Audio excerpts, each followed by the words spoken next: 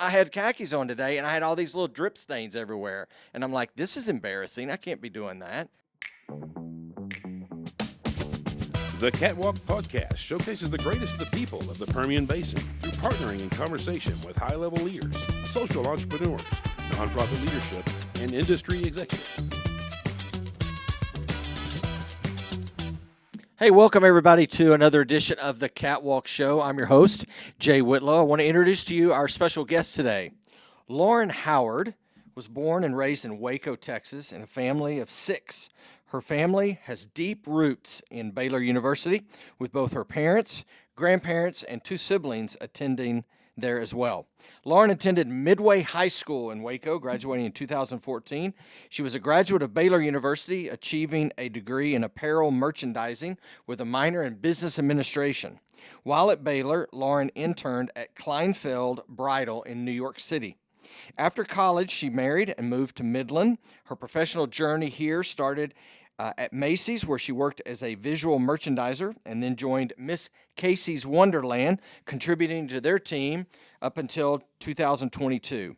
At that time, she became the co-owner of Anzwers Marketing, a company founded by her father in 2007.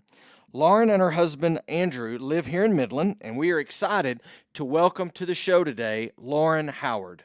Elevate your operation with Performance Chemical Company, the pioneers in redefining chemical solutions for the oil and gas industry in the Permian Basin. Unveiling groundbreaking ideas since 2017, our dry chemistry plant stands as a testament to innovation. Our products and services revolutionize water treatment, production, midstream, and saltwater disposals. We're your strategic partners in optimizing investments and slashing operating expenses. Performance Chemical Company. How you get there matters. Hey, welcome back to the Catwalk. We're so glad that you're joining with us again today. I'm joined as always by my good friend, producer Chris. What's up, Chris? Not a lot. How are you? I'm doing great, and I have a very special guest sitting to my left today. This is my good friend Lauren Howard. Welcome to the Catwalk, Lauren. Hi, thank you for having me. That's great. We're so excited for you to be here and to hear your journey and your story. But I got to ask something, because neither one of you may know this, but today is National Tea Day. Did you know that? No, I didn't. Yeah, so I was driving in today, and I said, you know what, I'm thirsty. It's hot. It's like 1,000 degrees outside. I've got to get me something to drink. It's National Tea Day. Chris, I know you're a big tea drinker, and so I pulled over and went to HTO, which is a popular spot here in Midland, and got me a large unsweet watermelon. But something happened when I drove all the way from Midland. I had to go downtown to Second Story, then I had to come back out here. When I pulled the cup out of my little container in the car, it was like Lake Mead was at the bottom of it. Oh, no. Because that cup sweats. So my question is, who's got the worst sweating cups around Midland? And who's got the best cups that don't sweat? You got a preference on this? Okay, worst sweating, I think, is McDonald's, because it's those really thin plastic ones. Okay. And we got McDonald's the other day, and I was like, this cup is terrible. And Was it sweating? Yeah, my ice was completely melted. My tea was not cold anymore. I was just like, this is such a bummer. Yeah. I feel like McDonald's has a pretty bad cup. You would think McDonald's would have a really major good cup with the kind of marketing and stuff, money that they spend on it. Chris, what's your worst sweating cup? Oh, I don't know. I'd probably have to say McDonald's is up there. Yeah. Anybody with the plastic clear cups, it just sucks. But also, so you know, HTO has styrofoam cups. You can get a styrofoam cup. They do. You can request that for the larger size, but I was going just for, the large or whatever. And yeah, those plastic red Solo cups sweat a lot. Mm-hmm. I remember going to picnics and stuff all the time, and you would set your red Solo cup down, and it would ruin the picnic table covering. Chris, who's got the best cup that doesn't sweat? Oh, I don't know. I don't have an answer for that. I don't really. You know it's Chick-fil-A. You know it is. No, nothing at Chick-fil-A is good. But the worst cups out there were those old wax paper cups that were at like the movie theaters and the concession stands back in like the late 80s and early wax 90s. Ones. I don't remember the wax ones. Oh, those are terrible. They were like the Yeah. The little had the Coca-Cola logo on them. And Oh, okay. you Yeah, put now. liquid in them. Half an hour later, the bottom's falling out of it. That's right. It would eat the Coca-Cola would eat the bottom of the cup and do that. And if So you squeezed it too hard because it was so soft, your lid would pop off, and then your drink would go everywhere. it would be all over Those you. are terrible. And if you're wearing white pants, Oh, forget it. yeah, forget it. Khakis, you're done. Which I had khakis on today, and I had all these little drip stains everywhere. And I'm like, this is embarrassing. I can't be doing that. I also was traveling recently. You know, I went up to Washington, D.C., and in the airport, there was a Chick-fil-A that served a cup that was 2-layered. Have you ever seen those? No. I asked the Chick-fil-A down here, when are we getting those? Because a 2-layer cup is really, I mean, that kept things warm, kept things cold.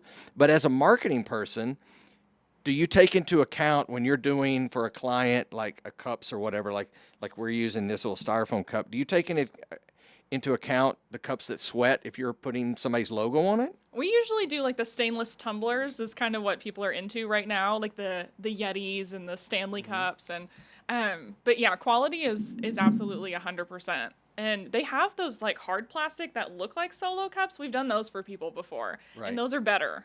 Those are better, but So yeah. nobody's complained to you about, hey, these cups sweat and give me something different or Not anything? so far, not so far. But like I said, we typically do like the stainless ones, and so those don't sweat. Those are the good ones. So you're talking about the Stanley. Yeah, that like everybody a walks Stanley, around yes. with the big giant straw sticking out and Yes, stuff. Do you yes. guys market those out? Yeah, we do those, and we get the we engrave them and get them done like that. We do like the stainless coffee cups, so your Right. coffee is like excruciatingly hot for a very long time. Yeah. Well, in Midland, it would be like triple hot. Yeah. So I just gave it away that you're into marketing. Yes. So I want to jump into that a little bit later, but our viewers, our listeners may not know your story, which is why we do this podcast, so that we can introduce people and their story. So, Lauren, I know you're from Waco, and I have some ties to Baylor, but start from the very beginning. Walk us through where you're from, a little bit of your childhood. Grew up in Waco. I have 3 siblings, so I have an older sister and then 2 little brothers. My brother, who's right behind me, he's on the autism spectrum, and so that kind of threw us all for a loop, just having a special needs brother and the family and not really knowing a whole lot about it. And so childhood was a lot of learning about him and who he is and how he functions. We formed a really close bond. We are like this. And it was just a lot of fun. We grew up with my cousins at my grandparents' house, running around like banshees and all of that fun stuff. A lot of people don't know this about me, little fun fact, but my grandparents, my grandpa was pro rodeo. So they had land. And so we grew up with horses, a potbelly pig, cows, chickens, goats, sheep. We grew up with the works. And a lot of people don't think that looking at me. Right. And because That you're a country girl. yeah, I grew up like with, all the animals you could think of. Yeah. But yeah, it was a lot of fun. Went to Midway High School in Waco, my last 2 years of high school as I moved junior year, and then graduated from there and then went to Baylor. I joined the family lineage. We're 5 generations deep of Baylor alum. 5 generations. So Yes. that's grandparent, Parents, parents, grandparents, great-grandparents. great-grandparents. 4 generations. Really? 4 generations deep, not 5. Great-grandparents. Yeah, Wow. great-grandparents. Okay. Did you join the Baylor line when you went to college? Yes. Yes. Okay, we'll that's get to that. That's the freshman. We'll get to Yeah. that in a second because I Yeah. got a story on that. I think if we have time, I'll share that. Okay, so you got your brothers and sisters. Mm-hmm. You're living on a farm with all these animals. Well, my grandparents had land. grandparents, Not my okay. parents. Did Yeah. you want to go into farming or rodeo life or anything like that when you were younger? Not really. I never had like a vision for career or adulthood a lot in childhood, other than fashion designer was kind of like Right. what I wanted to do. And I always say I don't learn the way school's taught. And I feel like a lot of people feel that way. That Einstein quote of like, if you judge a fish on its ability to climb a tree, it'll live its whole life believing that it's stupid. That is one of my favorite Love it. quotes Love it. because Yeah. that's how I felt, like a fish trying to climb a tree. So I never felt like I was smart enough. I had tutors, was constantly getting in arguments with teachers about like failing classes, like constantly, because it was just so hard for me Right. to learn how they were teaching. And so I never thought college was an option, ever. ruined my parents' day. Told them I wasn't going to college. I didn't know what I was going to do, but I wasn't going to college. And I remember my mom just being like, well, she works for Baylor. So she was like, here's the brochure. Yeah, so my mom gave me the brochure and I opened it, and apparel design was like the first one, starts with an A. And I had no idea that I could go study fashion at Baylor. And I think my mom knew that. She was surprised she didn't like highlight it and like underline it. Look at this. Look at this one. And so then I applied, and I say because she worked there I got in, because like I said, my grades were not, I mean, I worked hard to pass and everything, but got into Baylor and was able to join the Baylor lineage, like I said, and graduated from there. And I feel very proud about my degree. I have it hanging, and I'm like, I feel like I worked harder for this than some people had to. Did you live on campus? Yeah, my first year. Really? Did you have to live on campus Yes. as a freshman, even Yeah. though you were from Waco? So you were in Baylor line, right? That Yeah, was the that's the freshman football group. Yeah. freshman. Okay. Did you guys ran out on the field, right? Yes. Did you ever fall? Did you Yeah. ever trip? Oh, You I got did? body checked. Somebody Wait, okay, came out let's of hear nowhere. this. Yeah. I was running because they tell you, they're like, don't wear flip-flops, don't wear boots, wear tennis shoes. Like, they give you a whole list of like how to be successful out there. And I was running, and some kid came out of nowhere and just full body checked me. Really? But Did you I have flip-flops on? No, I have no idea. Like, I had sneakers on. I have no idea. Like, this person disappeared into like the crowd, and I had my phone in my hand, and I held on to that. I didn't let go of my phone. I didn't lose awesome. anything. Yeah. But yeah, that was the How only far time. did you fly across the field? Oh, probably like 5 yards. It felt like 5 yards. I mean, I like slid. My friends were laughing at me for sure. Now, this would be a great portion of the story if you met your future husband, if he was the one that knocked you down, right? Is that part of the story or no? No, It's it's not part not. of the Okay, story. that would have been really good. Yeah, you know, that it's would like, have been funny. well, I met the guy later, and I actually married him. But we'll get into that because I know you got a great story on that yeah. too. All right, so you did apparel merchandising at Baylor. Yes. And then you graduated. While you were there, did you ever have an encounter or know Chip and Joanna? No, so a lot of people don't realize that they don't really get out into the community as much because there's Chip and Joanna, yeah, though? because Okay. there's a lot of people. Because I worked downtown in Yeah. a boutique while I was at school, and there's a lot of people that are a little obsessive, fan wise. Okay, yeah, I And can see that. Yeah. We had some women come into the store, and this woman, she was like, "Does Joanna Gaines shop here?" And I was like, "Oh, hi, no." Can I help And you? she's like, "I need to breathe her air," and then like ran out. She did not say, I need to breathe her Yes. air. I mean, How do you do that? people are crazy. Like, I think because they forget that they're real people, and so they don't really go out a whole lot into the world funny. for that reason. That's funny. Yes. Oh my gosh. I've been to Waco a number of times, but I've never wanted to breathe the air of Chip and Joanna Yeah. Gaines. That's just so weird to me. The only time that I had a negative experience in Waco was my daughter was dating a guy that went to Baylor, my oldest, and her car got stolen. Oh no. Like stolen off of the Baylor property. Oh no. And we couldn't find it, and we contacted the police and stuff. It ended up in a field in Hutto, the little town Hutto. Yeah, that's crazy. And they had driven it until it ran out of gas, blown Yeah. all the tires.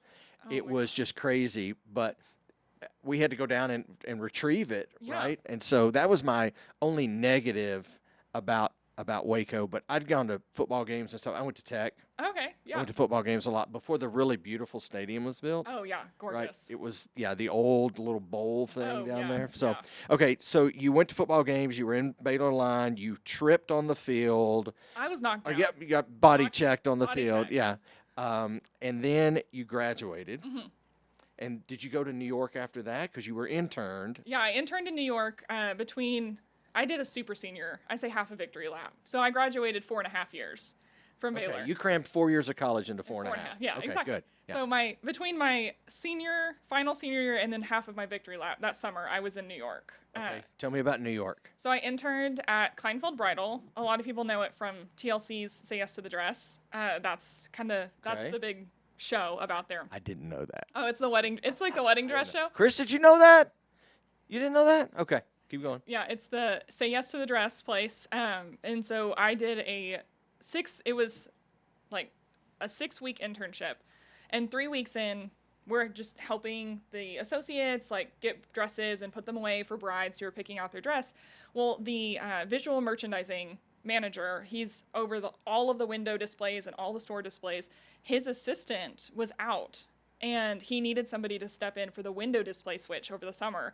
And the lady Joan, who she's on the show and people know her pretty well, but she was in charge. She was like our den mother, and she had remembered I had said I was really interested in visual display. Right. So she told him about me, and he was like, I'll try her for a day, and if she works out, then I'll keep her for the full rest of the time.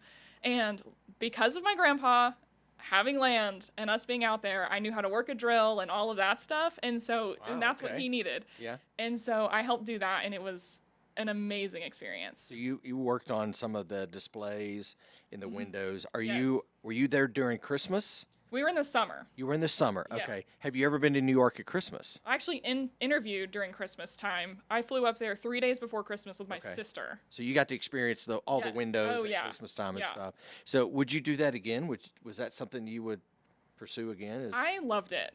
I think it's just so much fun. The creativity that goes into it. And I mean, he was a genius, but it was awesome. I would absolutely do that again in a heartbeat. I loved it. Right. So you did that for a time. Yes. And then walk me through what happened after that. What was the journey like? So went back, graduated my final semester, and then ended up working in Frisco at Macy's in the visual merchandising department. So they had a visual manager, and I worked for her, doing all of the displays, all of the mannequins, all of the crazy stuff, and we switched outfits weekly, and just keeping up with making the store look really good was kind of our job. Yeah.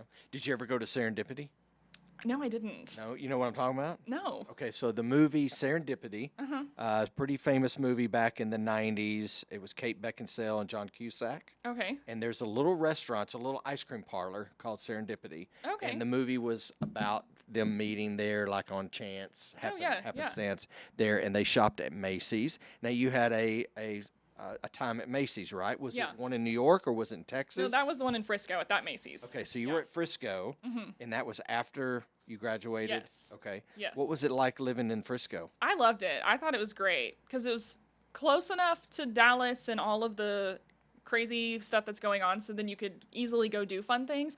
But it was further enough away out that it wasn't Dallas, like traffic and all of that. But it was great. I lived there for a year. Were you married at that time? No, I was not. Okay. When did you meet Andrew? I met him my last semester of my senior year, so before my half of victory lap. Okay. So you were doing the internship and you were dating him Yes. at some point? Yes. Okay. Tell me this story because I hear it's a doozy. Yes, a little bit. Yeah. So I have 4 best friends from college. So it's a group of 5 of us. Right. And then one of the girls in that group, she invited us to her parents' lake house for the weekend. And she didn't know how to drive the boat or any of that. She's like, oh, my older brother, he's going to come. And she's the youngest of 4, and he's the oldest of 4. And so she's like, oh, my older brother's going to come. He's going to drive the boat. He's going to bring some friends. Like, great weekend. Yeah. And so he walks in, and I looked at her, and I was like, your brother is cute.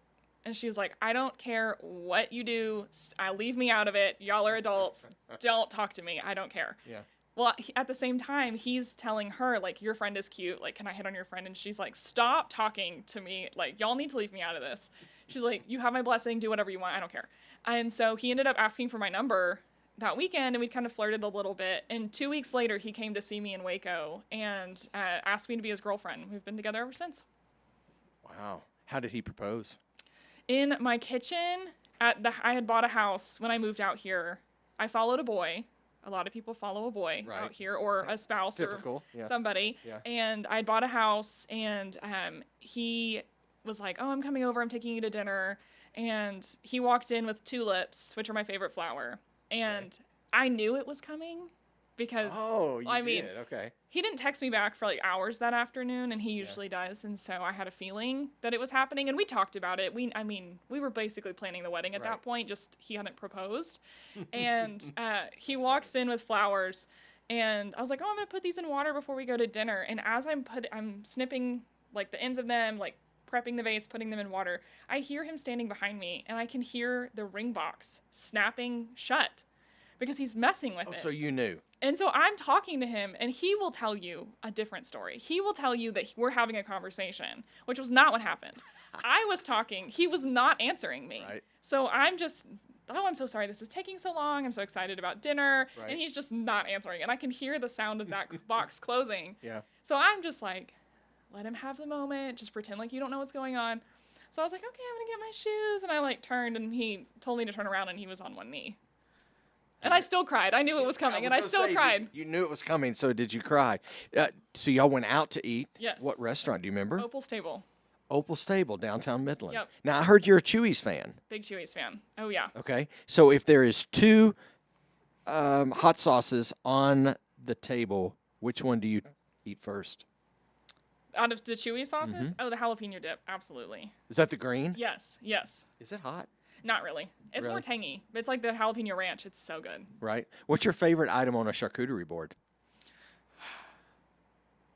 Okay, I love pickles, so probably the tiny pickles. No, the tiny pickles? Not bread and butter. If they're bread and butter, then I'm probably spitting it out. That's what I asked for them to cut. No, I love the little pickles. Really? They're so good, yeah. We would not be good at a dinner table together because I don't do hot sauce and I don't like the pickles. So I'm glad you got this guy. No, see, then you don't eat them, and then I eat them. You have to have that's a true. pickle friend and a non-pickle friend. That's true. That's how it works. All right, I want to go back to where this love for merchandising and apparel came from. You said when you were younger, you dressed up dolls and stuff a lot. So yeah. where was it? Was there a moment that you said, this is what I'm kind of called to do or made to do?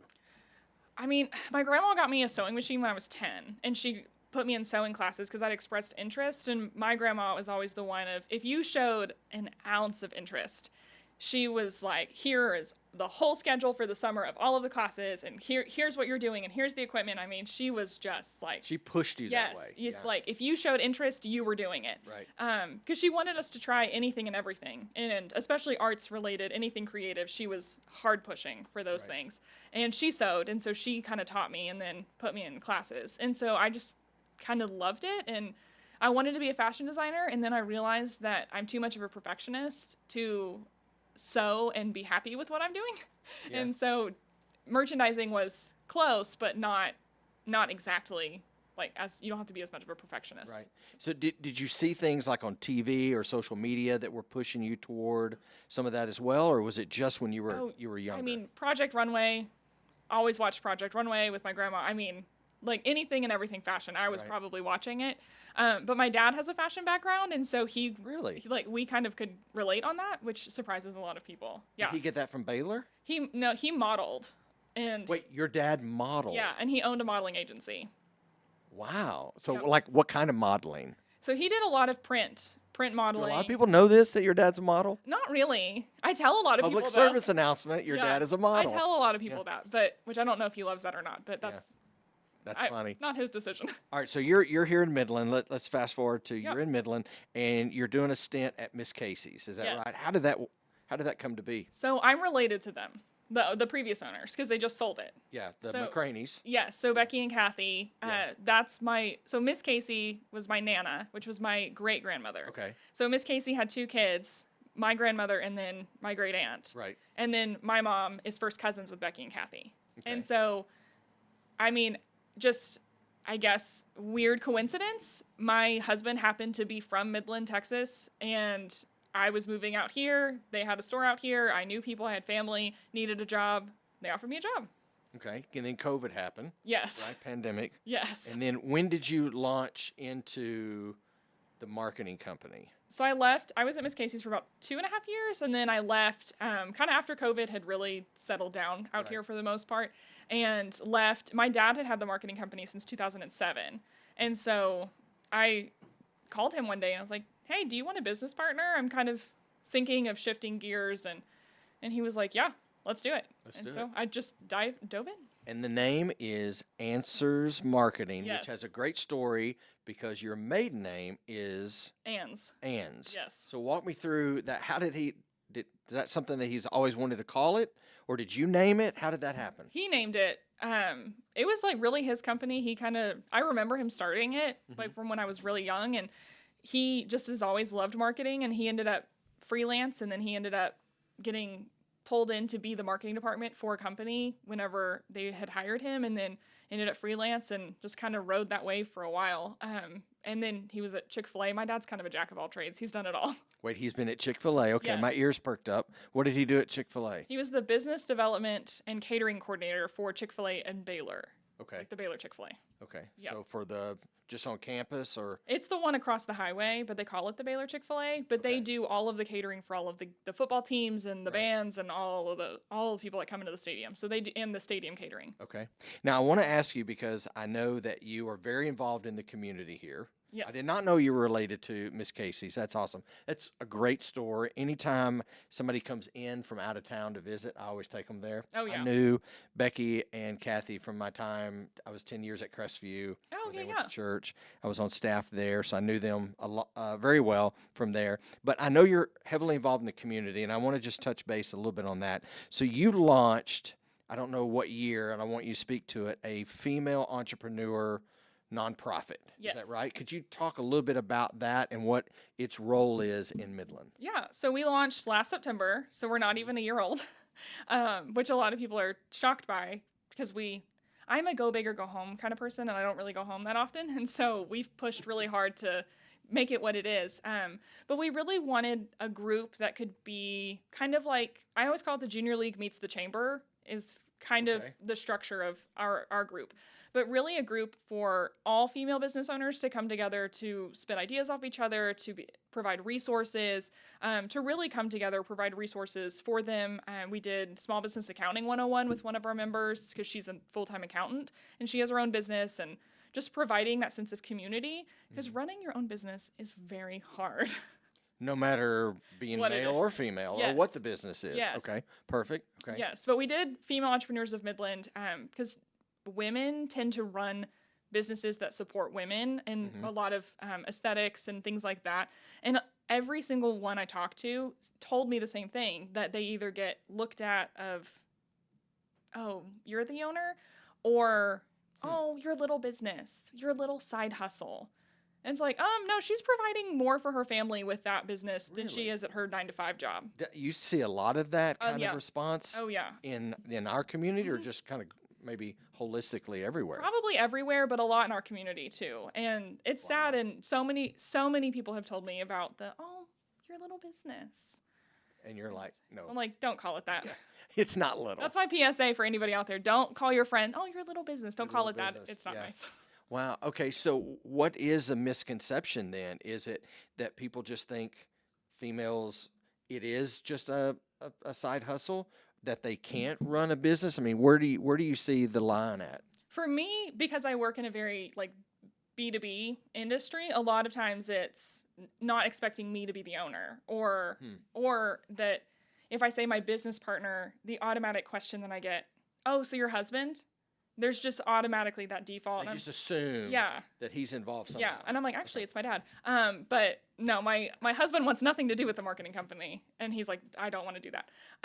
But yeah, it's a lot of, but that phrase, your little business, and a lot of times that we've seen, a lot of these people and our members, their husbands also have businesses, and a lot of times they get spoken to very differently about the business, or Okay. if they're both in it, he gets spoken to of, oh, it's your business, and for her, it's your little business, Right. your little side It's hustle. it's a different way that people are looking Yeah, at it. it's a different in a conversation. negative. Yeah.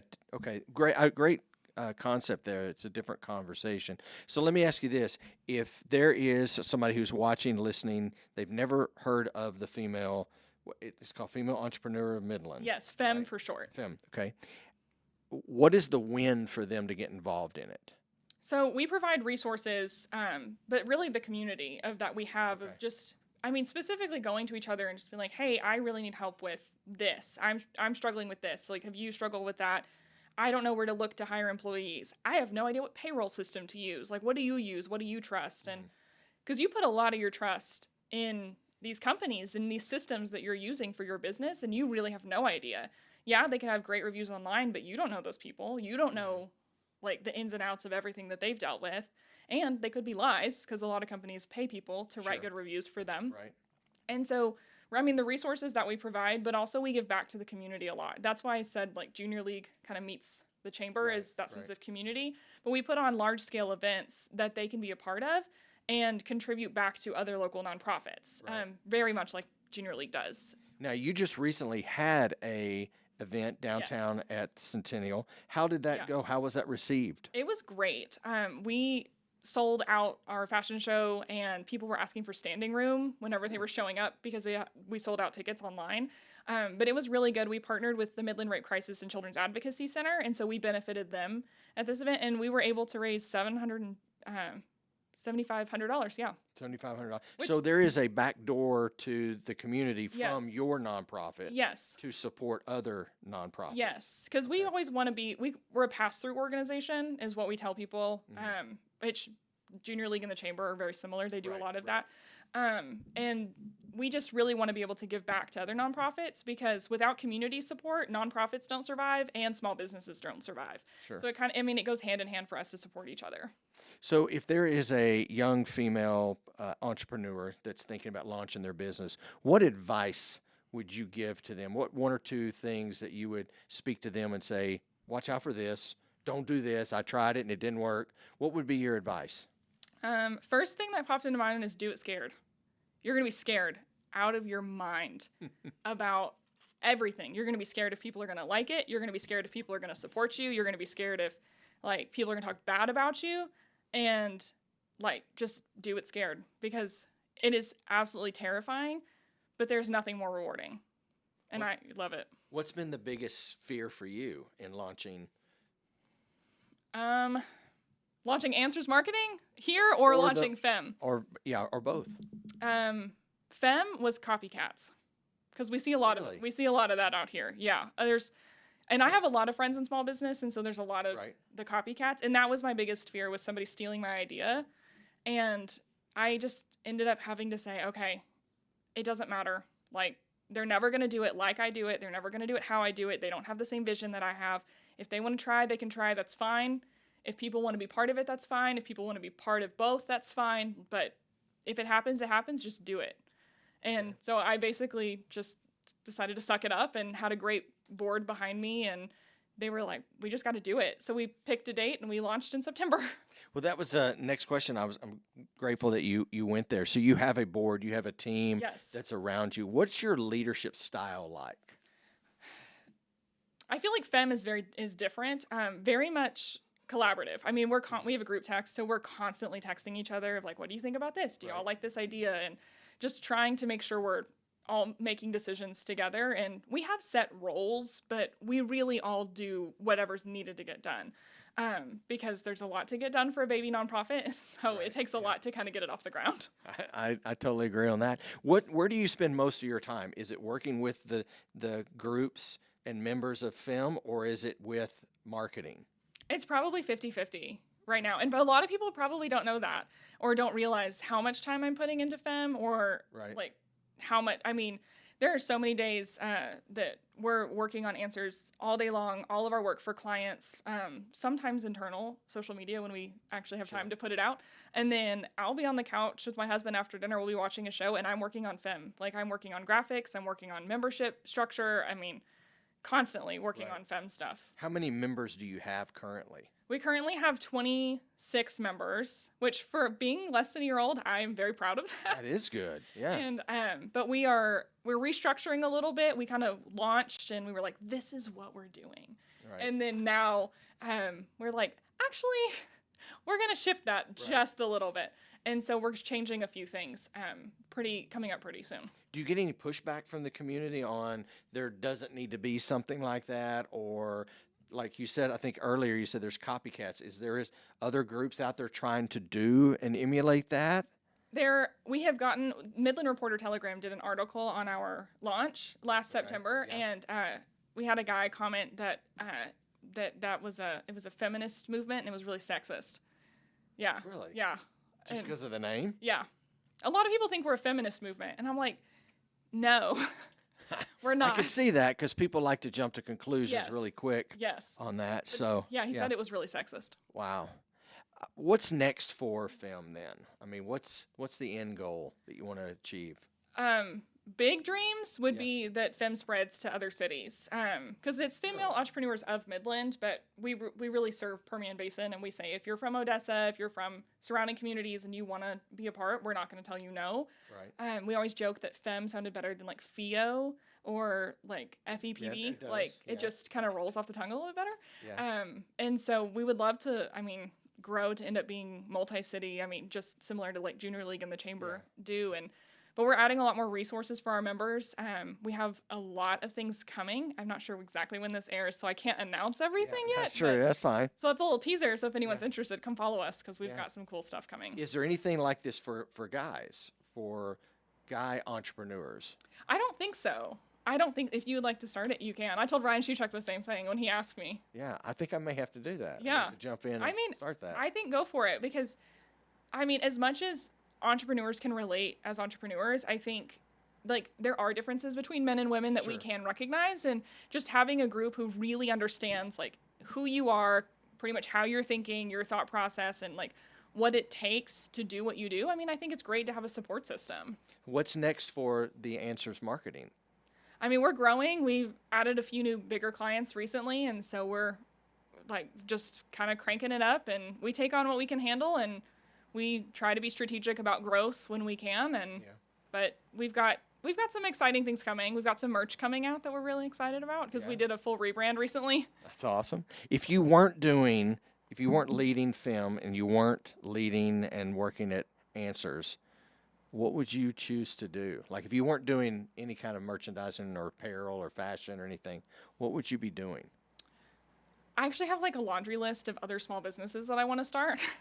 My husband is like, you have a problem. You need to calm down. Honestly, though, I love to bake. So I feel like something with baking or some like I have a passion for it, and it's like a good creative outlet for me. So probably baking or something like that. So you are a true entrepreneur because Yeah. you're always dreaming. You're always thinking of what's next. Oh, yeah. Okay.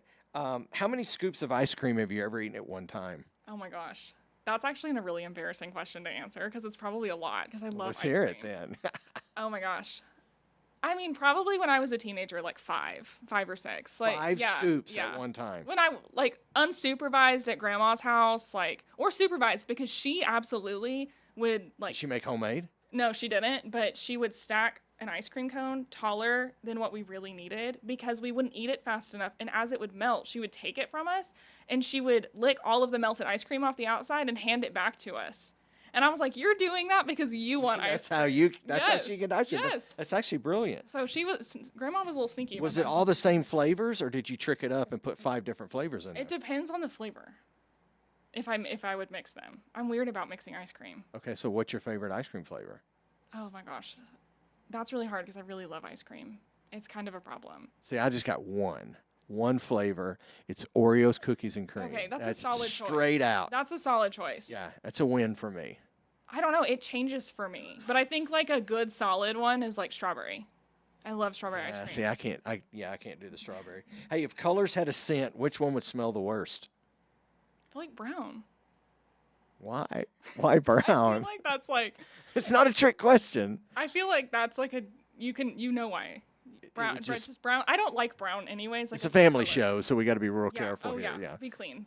I'll be clean. But I But just brown. feel like I don't really like brown anyways. I don't own anything that's brown. I don't wear Really? brown. Yeah, I don't like it. Oh, I have khaki on, Well, so khaki's I'm different. dead. I was a fashion person. Khaki's different. Khaki's good. Yeah. Okay.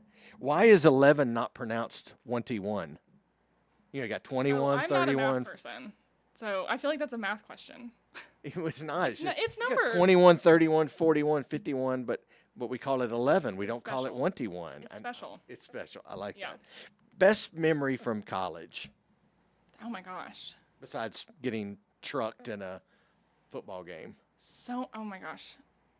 Best memory from college? There's so many good ones. Probably graduating. Probably graduating. Your family was The probably fi- happy the final, about that the too. final moment of college. Who had a better GPA? You, your parents, your grandparents, your siblings? Did I miss anybody? Great grandparents. Well, my husband also went to Baylor. Okay, so who had the best GPA out of all of those? Who was the best Baylor student? Probably my sister or my sister. Really? Or my mom. What was her degree in? My sister is a therapist, so she Okay, was she yeah. had a counseling degree. And Yeah. my mom's a CPA, and now she works for Baylor. So I feel like Okay. I feel like they're both really smart Okay. and like really like school diligent, and I'm not. Yeah, see, I wasn't, and what's funny is I'm surprised Chris hasn't jumped in on this because you were talking about fashion and merchandising and sewing and everything, and I got a degree from Tech that was in the College of Home Economics. It wasn't because I was sewing, and it wasn't because I was doing all those things that you were doing. It was just mine was family counseling, Yeah. marriage and family Yeah. counseling. It just happened to be in the Oh home yeah, ec. it's in the whole umbrella. Yeah. So I'm surprised because usually he throws me under the bus on that one. All right, I want to wrap things up. Thank you for being here. A couple questions before we say goodbye. We're sitting at this table. We're having a conversation. I think it's important that we identify who are the people that we allow to pour into our life. So let me ask you, Lauren, who do you listen to? Probably my dad most. I mean, he's my business partner, but we are the same person. He always tells me, he's like, you're me, just prettier. And we are like, I mean, absolutely the same person. And so he understands my thought processes, and I don't have to Right. explain myself a lot because he really gets it. Which sometimes running a business together is a little difficult when you're running it with somebody Right, who's the right. exact same as you. But my dad, for sure. I mean, I always say, like, my dad's my best friend. And then my older sister. Having a big sister is, like, key. Yeah. So we talked about a lot of different things that you've got your hands in, that you're leading. What, out of all of those, what do you want to be known for? That's a hard question. I think just being, like, a kind and happy person and just trying to leave it better than you found it. Just sounds so cliche, but just trying to make something or provide something that wasn't there. And I think that's kind of the entrepreneurial spirit, is finding a need or fitting like a void that you feel in your community. And Right. if I can do that, that would be great. That's awesome. Thank you for what you do in our community. I course. appreciate your leadership. Thanks for your time sharing. Lauren, Howard, everybody, thank you so much for being here. Thank you for joining with us. As always, like, share, and subscribe, and we will see you next time. Elevate your operation with Performance Chemical Company, the pioneers in redefining chemical solutions for the oil and gas industry in the Permian Basin. Unveiling groundbreaking ideas since 2017, our dry chemistry plant stands as a testament to innovation. Our products and services revolutionize water treatment, production, midstream, and saltwater disposals. We're your strategic partners in optimizing investments, slashing operating expenses. Performance Chemical Company. How you get there matters.